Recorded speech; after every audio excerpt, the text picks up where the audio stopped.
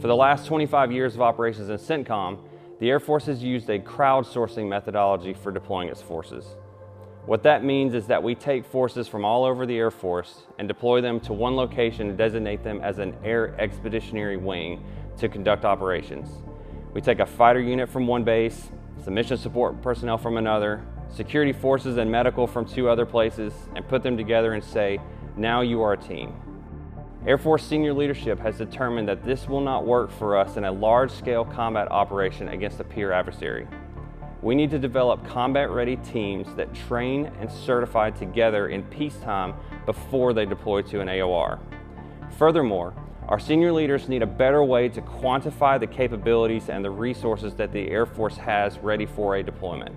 When our Joint Force combatant commanders ask the Air Force for support, our senior leaders need to know what units are ready for deployment and what their capabilities are, rather than piecemealing that force together after the request is made.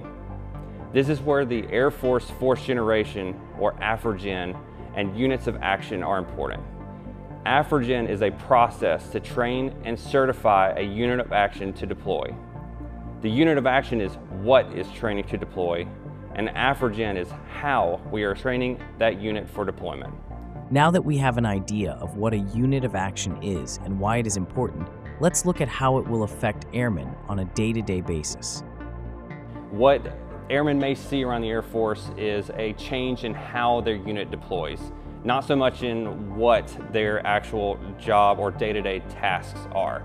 So an airman's normal day-to-day task for mission accomplishment, either as a maintenance airman or a civil engineering airman or a comms professional, you're still doing that core job, but how the Air Force is organizing you and your unit for a deployment is changing. And so instead of deploying in small teams or small unit type codes or UTCs like we've done in the past, now under units of action concept like a deployable combat wing, you would expect the entire unit, or at least a significant portion of that unit, to train and certify and deploy together, instead of it being the onesie, twosie type deployments that we've done in the past.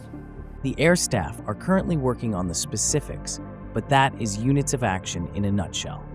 Be sure to check out the other videos on Agile Combat Employment and Mission Command.